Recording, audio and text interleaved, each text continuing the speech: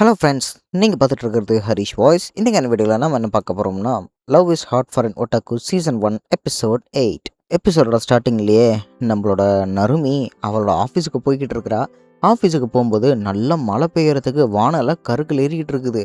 ஆனால் அந்த இடத்துல காற்று நல்லா அடிக்கிறத பார்த்துட்டு அவன் வானத்தையே பார்த்துக்கிட்டு அவன் வரப்போகிறான், வானம் ரொம்ப கருகருன்னு இருக்குது அப்படின்னு ஏதோ பழைய படத்தில் வர வில்லன் மாதிரி இவ பாட்டுக்கு பேசிக்கிட்டு இருக்கிறா.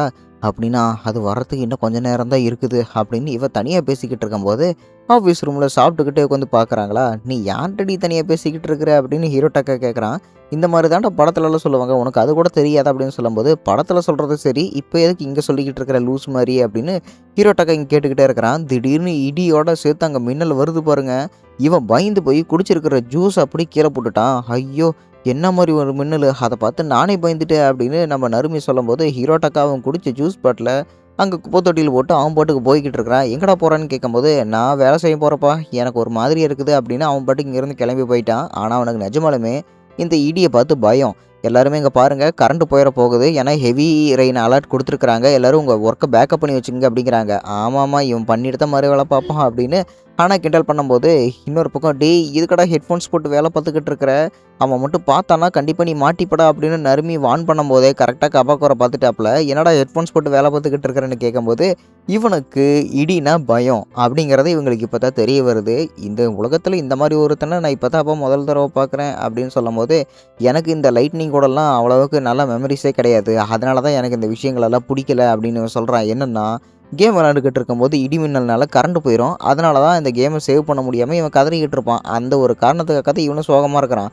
இவங்க ஒட்டாக்கோ அப்படிங்கிறனால இவங்களுக்கு எல்லாமே புரிய வருது. ஆனால் ஹனாவுக்கு இது என்னது கேம் சேவ் ஆகலை, ஐயோ என்னது எனக்கு மட்டும்தான் இது ஃபீலிங் ஆகலையா அப்படின்னு அவளுக்கு புலம்பிக்கிட்டு இருக்கிறா.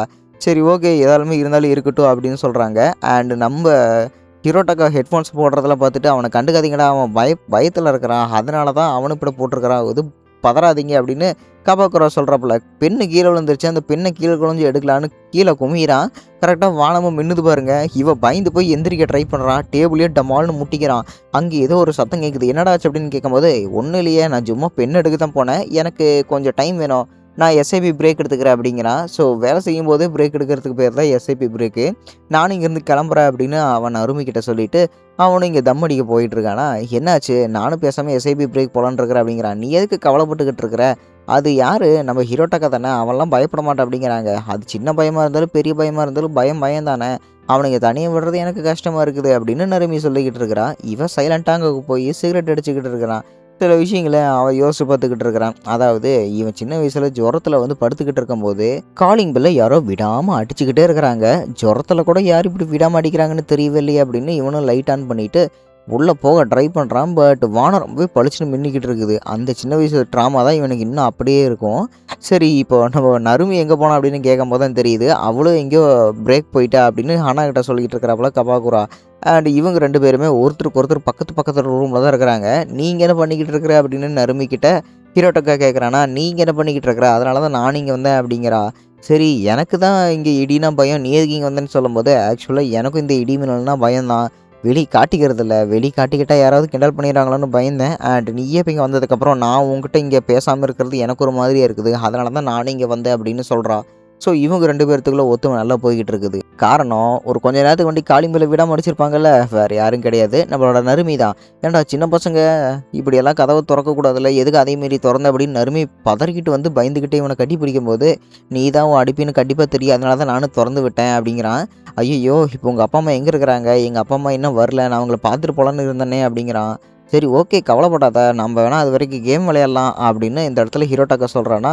ஆனால் உனக்கு எந்த கவலையும் கிடையாதா, சளி பிடிச்சிக்கிட்டு உனக்கு கேம் ஆடினா உனக்கு ஒன்றும் ஆகாதுல்லன்னு கேட்கும்போது, நான் கேம் ஆடலின்னா தான் செத்து போயிடுவேன், மற்றபடியெல்லாம் நான் ஓகே தான் அப்படின்னு சொல்லிக்கிட்டு இருக்கிறான். நிஜமாலுமே நான் தான் உனக்கு நன்றி சொல்லி ஆகணும், உனக்கு நான் ஏற்றவனே கிடையாது, பட் இருந்தாலுமே நீ என்னை ஏற்றுக்கிட்ட பாரு அப்படின்னு ஹீரோட்டாக்கா சொல்லிக்கிட்டு இருக்கிறான். இந்த காஃபியை மறக்காமல் குடிச்சிரு அப்படின்னு நறுமிக்கு ஒரு காஃபி வாங்கி கொடுத்துட்டு இவங்க ரெண்டு பேருமே மறுபடியும் ஒர்க் பார்க்க போயிட்டுருக்குறாங்க. அண்ட் எஸ்ஐபி போட்டதுனால இவங்க அதுக்கேற்ற மாதிரி டைமை காம்பன்சேட் பண்ணி ஒர்க் பண்ணி ஆகணும். நம்ம ஹீரோட்டாக்கா ஈஸியாக முடிச்சிட்டான், ஆனால் நைட் ஷிஃப்ட் ஓவராக வேலை பார்த்து இங்கே நறுமி தான் வேலை பார்த்துக்கிட்டு இருக்கிறா. ஸ்க்ரீன் கட் பண்ணால் அவனோட வீட்டுக்குள்ளே இது ரொம்ப வலிக்கும்னு நினச்சேன். ஆனா இது அந்த அளவுக்கு வலிக்கவே இல்ல அப்படின்னு தன்னோட காதுல கடுக்கன் போட ஆரம்பிக்கிறான் நம்மளோட ஹீரோடாக்கா. ஏன்னா இவனே சொல்லியிருப்பான் சின்ன வயசுல இளம் வயசு இத போட்டா தான் கெத்து அப்படின்னு நினச்சுக்கிட்டு இருப்பான். ஆனாலுமே இது போட்டதுக்கப்புறம் தான் இவனுக்கு கொஞ்சம் நல்லா இருக்குது. பட் இருந்தாலுமே அவ்வளவுக்கு வலி இல்லன்னு சொல்லும்போது, அதை திரும்ப ரிமூவ் பண்ண முடியாது அப்படின்னு வலிக்கும்போது, அவன் இன்னும் கதறான். ஸோ அவங்க நெறைய பேர் பசங்க எல்லாருமே இத போடுறத பார்த்துட்டு, தானும் ஒரு பெரிய பையன் ஆகணும் அப்படின்னு ஆசைப்பட்டு இவனும் பாத்ரூம்ல வந்து இந்த மாரி குத்திக்குவான். ஆனா அத கழட்ட முடியாது. தடவையா ஹீரோடாக்கா இத கழட்ட முடியலையே அப்படின்னு அழுதுகிட்டு இருப்பான். அதே சமயத்துல இந்த கதை எல்லாத்தையுமே ஹீரோடாக்கா இவங்க கிட்ட சொல்லிக்கிட்டு இருக்கிறான் பார்ல உட்காந்துக்கிட்டு. அடேங்கப்பா! இந்த மாரி விஷயம்லாம் நீ பண்ணியிருக்கிறியா? போ பரவால்ல. நறுமி உனக்கு குடுத்து வச்ச ஆளுதான் போ. இதுவே நீ என் கூட இருந்தா வச்சுக்கயேன், நான்லாம் உன்ன தூக்கி வச்சு சாப்பிட்டுருப்பேன் அப்படின்னு சொல்லிக்கிட்டு இருக்கிறான். ஏய் எதுக்கு நீ கொய்யா நாகிய அவகிட்ட அப்படி பேச விட்டுக்கிட்டு இருக்கிற? இது மட்டும் அவன் ஆம்பளையா இருந்து உன் ஆள தட்டி தூக்கிட்டு போயிட்டான்னா, நீ என்ன பண்ணுவேன்னு கேட்கும்போது, கவலைப்படாதீங்க இவங்க ஆம்பளையாலாம் இருக்க மாட்டாங்க அப்படின்னு நறுமி சொல்றா. இந்நேரம் நான் ஆம்பளையா இருந்தா உன்ன நான் சும்மா விட்டு வச்சிருப்பேன்னு நெனைக்கிறேன் அப்படின்னு ஹன்னா சொல்லும்போது, எதுக்குடி இப்படியெல்லாம் பேசிக்கிட்டு இருக்கிற? கொஞ்ச நேரம் பொத்திக்கிட்டு தரேன்னு சொல்லும்போது, இவ தண்ணி போட்டால்ல. ஸோ இதுக்கு மேல இவ பேசுறதே இந்த மாரி தான் இருக்கும். சண்டை போடுறதுக்கு ஏத்த மாரியே தான் அவன் பேசிக்கிட்டு இருப்பான். ஆனா, கபாக்குறாவுக்கு சுத்தமா அது பிடிக்கவில்லை. இவங்க 2 பேரும் சண்டை போட்டுக்கிட்டே இருக்கிறாங்களா, "பாத்தியா?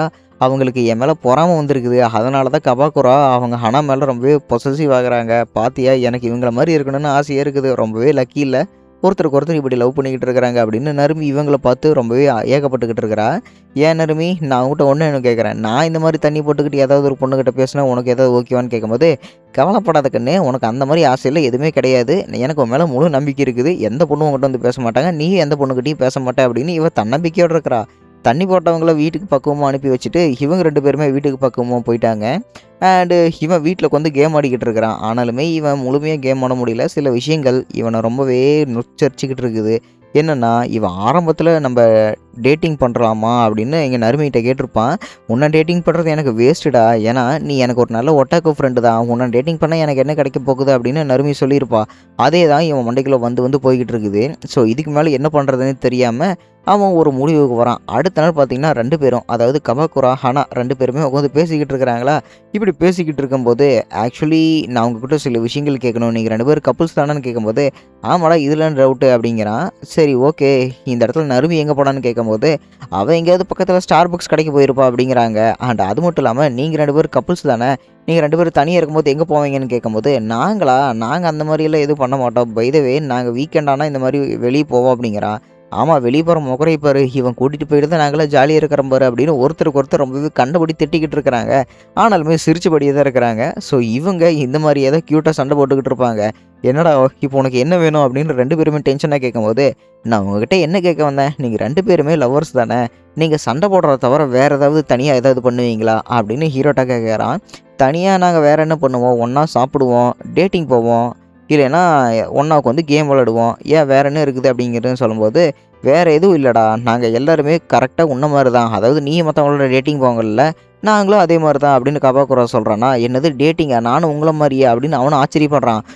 வாரத்துக்கு டேட்டிங் கூட்டிட்டு போற மொகரைய பாரு அப்படின்னு ஹன்னா கிண்டல் பண்ணும்போது, "போன வாரம் என் வீக்கெண்ட்ல நான் அனிமே பார்த்துக்கிட்டு இருந்தேன். அதனால தான் என்னால வர முடியல. ஏன் பின்ன வந்து தான் ஆகணுமா?" அப்படின்னு கபாக்குரா சொல்லும்போது, "ஆமா பின்ன வாரத்துல நீ அனிமே மட்டும் தான் பார்த்துக்கிட்டு இருக்கிற. என்ன எதுவுமே சொல்ல மாட்டேன்னு" சொல்லும்போது, "சரி பரவால்ல விடு. அடுத்த வாரம் சண்டே உன்ன நான் கரெக்ட்டா அங்க கூட்டிட்டு போறேன்.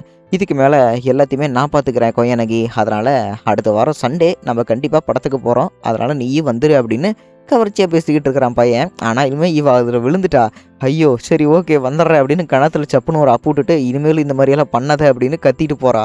சரி பரவால்ல. கத்துனாலுமே பரவால்ல. செல்லக்குட்டி கம்முனு போறா அப்படின்னு கபாக்குரா கம்முனு இருந்துட்டாப்ல. இன்னொரு பக்கம் நம்ம ஹிரோடாக்காவுக்கு ஒரு மாரி இருக்குது. "நீங்க சொன்ன மாரி நீங்களும் நானும் ஒண்ணு கிடையாது" அப்படின்னு ஹிரோடாக்கா ஏதோ ஒரு விஷயத்த யோசிச்சு பார்த்துக்கிட்டே இருக்கிறான். நருமிகிட்ட இவனுக்கு ஏதாவது சண்டை வந்திருக்குமோ?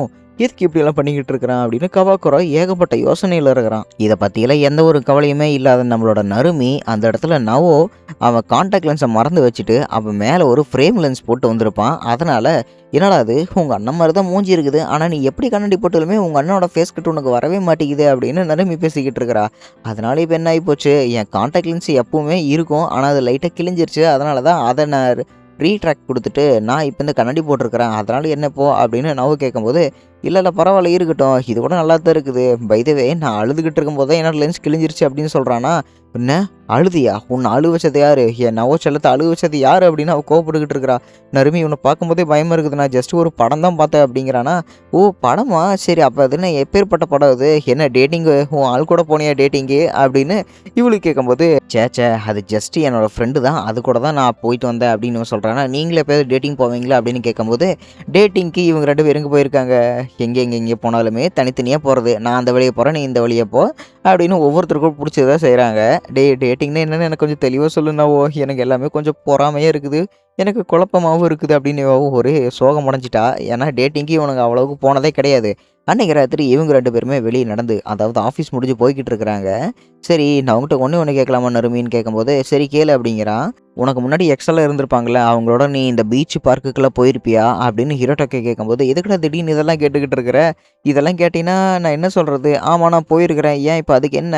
அப்படின்னு இவனும் சொல்லும்போது, அப்படின்னா சரி பார்க்குக்கு எப்பயாவது போயிருக்கிறேன்னு கேட்கும்போது, பார்க்குக்கெல்லாம் நான் நெறைய போயிருக்கிறேனே, எனக்கு அது ரொம்ப பிடிக்கும் அப்படிங்கிறான். சரி அப்படின்னு அடுத்த வாரத்துல ரெடி ஆயிரு நம்மளும் போலாம் அப்படின்னு ஹிரோட்டாக்கா சொல்றான். "நீ என்ன சொல்ற? எனக்கு ஒண்ணுமே புரியலன்னு" கேட்கும்போது, "நம்ம அடுத்த வாரம் பார்க்குக்கு டேட்டிங் போறோம்" அப்படின்னு ஓப்பனா சொல்றான். இவ ஆச்சரியத்துல இருக்கிறா. அதோட எபிசோட் முடிக்கப்பட்டது.